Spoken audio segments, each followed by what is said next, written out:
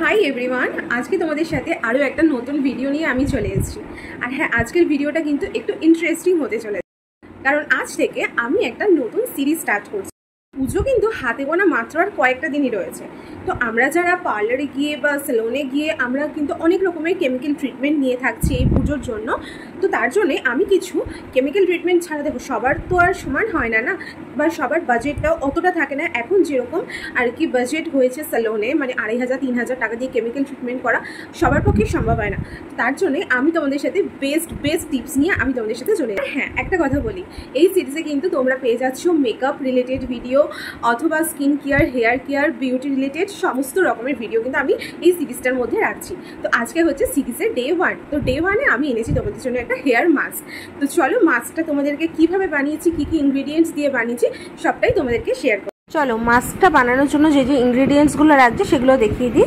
এখানে নিয়ে নিয়েছি প্যাকেটের টক দই, নিয়েছি aloe vera gel, castor oil, homemade coconut oil আর হাফ লেমন। তো আমি এখানে দইটা নিয়ে নিয়েছি, আমার পরিমাণ বুঝে নিয়েছি অ্যালোভেরা জেল আর লেমনটা স্কুইজ করে নিয়েছি, ক্যাস্টর অয়েল দিয়ে দিয়েছি 1 চামচ মতন, আর আমার হোমমেড যে হেয়ার অয়েলটা রয়েছে সেটা আমি এর মধ্যে দিয়ে দিয়েছি। দেখে মনে হচ্ছে না দইটা একটু ছানা কেটে যাচ্ছে কেমন, বাট না, এটাকে ভালো করে যখন আমি মিক্স করে নেব তখন এটা আবার নর্মাল হয়ে যাবে। তো জানো তো, আমার না কালকে কোনো ঠিক ছিল না যে আমি আজকে আর কি মাস্কটা লাগাবো। তো আমি কালকে এতটা চুলটা আর কি কেমন ড্রাই লাগছিল, একদমই ভালো লাগছিল না, তার জন্য হালকা করে একদম অয়েল দিয়েছিলাম চুলে। এই হোমমেড অয়েলটাই আমি ইউজ করি। তো হঠাৎ করেই সকালবেলা ডিসিশন নিলাম যে একটা এরকম সিরিজ তৈরি করা যাক, পুজো আসছে যেহেতু। তো মাথায় এলো যে একটা আজকে মাস্ক লাগাই, দইও রয়েছে ঘরে, সব কিছুই রয়েছে। তো তাই জন্যই ঝট করে আমি মাস্কটা আজকে অ্যাপ্লাই করে নিচ্ছি। এখন কিন্তু আমি অ্যাপ্লাই করছি। ফার্স্টে আমি চুলটা ভালো করে কোম করে নিয়েছি, তাহলে কি বলো তো, কোনো জট থাকবে না, আর জট না থাকলে মাস্কটা আমি ভালো করে অ্যাপ্লাই করতে পারবো। এরকম করে চুলটাকে ডিভাইড করে ভালো করে আমি কিন্তু স্ক্যাল্পে আগে মাসাজ করে নিচ্ছি। যে হেয়ার মাস্ক বলে আমি স্ক্যাল্পে দেবো না, আমি শুধু লেন্থে দেব তা না, আমি পুরো চুলেই এটাকে অ্যাপ্লাই করব। তো আমি চুলটা দুদিকে ভাগ করে নিয়েছি, তাতে কি বলো তো ভালোভাবে এটাকে অ্যাপ্লাই করা যাবে। আর মাস্ক যতটা ভালোভাবে অ্যাপ্লাই করতে পারবে তত কিন্তু ভালো হবে। এরপরে আমার স্ক্যাল্পে অ্যাপ্লাই হয়ে যাওয়ার পর যেভাবে আমাদের পার্লারে গেলে স্পা ক্রিমটা দিয়ে চুলের এই হেয়ার স্ট্যান্ডগুলোতে মানে ম্যাসাজ করে দেওয়া হয়, ঠিক এভাবে করেই আমি প্রত্যেকটা স্ট্যান্ডস নেব, আর এইভাবে করে মাস্কটা নিয়ে স্ট্যান্ডসগুলোতে অ্যাপ্লাই করব। তাতে কি হবে, চুলের লেন্থটাতেও আমার এই বেনিফিটগুলো পাবে যা যা আমি ইনগ্রেডিয়েন্টস দিয়েছি, আর স্ক্যাল্পও পাবে। তো আমার কিন্তু একদিকে হয়ে গেছে।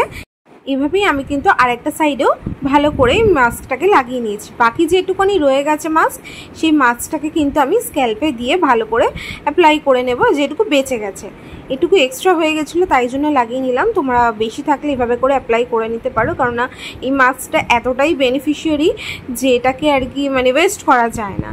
তো যাই হোক, এটাকে আমি কিন্তু 11:30টায় লাগিয়েছি, না 11:40-এ এটাকে আমি লাগিয়েছিলাম চুলে, আর আমি ওয়াশ করেছি এটাকে আমি 12:30টার সময়। তো এটা ম্যাক্সিমাম 30 থেকে 40 মিনিট মতন তোমরা রাখতে পারো। তো আমি এটা লাগিয়ে কাজ করছিলাম, তার জন্য এতক্ষণ হয়ে গেছে আর কি। তো যাই হোক, এটাকে আমি এবার একটুখানি একটা বান করে একটা ক্লাচার দিয়ে আমি চুলটাকে বেঁধে নেব। নিয়ে ঠিক এই টাইমিংয়ের পর আমি কিন্তু হেয়ারটা ওয়াশ করে নেব। সো আমি কিন্তু বিকেলবেলাতে আমি মানে হেয়ার ওয়াশ করে, আমি জানি না শ্যাম্পু করলে খুব ঘুম পায়, তো তার জন্য আমি কিন্তু ঘুমিয়ে পড়েছিলাম। আর এখন অনেকক্ষণ পর আর পুরো যখন চুলটা শুকিয়ে গেছে, যা গরম পড়েছে, আবার এখন চুল তো শুকায় না, মানে ঘামেতে ভিজে যায়, এখনও দেখো ঘামছে। তো যাই হোক, চুলটা শুকিয়ে যাওয়ার পরে আমি কিন্তু এই স্ট্রিক্সের এই সিরামটা লাগিয়েছি। তোমাদের কাছে যে সিরাম থাকবে তোমরা সেই সিরামই ইউজ করতে পারো। তো আমি এই সিরামটা লাগিয়েছি, and here is my final look. একদম জট নেই, চুলে আলাদা একটা শাইন আছে। বাই দ্য ওয়ে, আমি কিন্তু কোনো কন্ডিশনারও ইউজ করিনি আজকে। আর এই মাস্কটা কিন্তু আমি প্রায় টাইমে লাগিয়ে থাকি, এটা আর ফ্ল্যাক্সিডস, এই দুটো কিন্তু আমি রেগুলার বেসিসে ইউজ করে থাকি। মাসে একবার অন্তত আমি এটাকে অ্যাপ্লাই করে থাকি। সো তোমাদের এই ভিডিওটা কেমন লাগলো অবশ্যই কমেন্ট করে জানিও। আমার পেজে যদি তোমরা নতুন হয়ে থাকো তাহলে কি করতে হবে জানো, পেজটাকে ফলো করতে একদম ভুলো না। আর হ্যাঁ, ভিডিওটা ভালো লাগলে লাইক কমেন্ট শেয়ার করতে একদম ভুলো না। কিন্তু হচ্ছে একটা নতুন বিউটি টিপস নিয়ে, ততক্ষণ তোমরা ভালো থাকবে, সুস্থ থাকবে, আর আমার ফেসবুক পেজের পাশে থাকবে। Bye bye, love you all.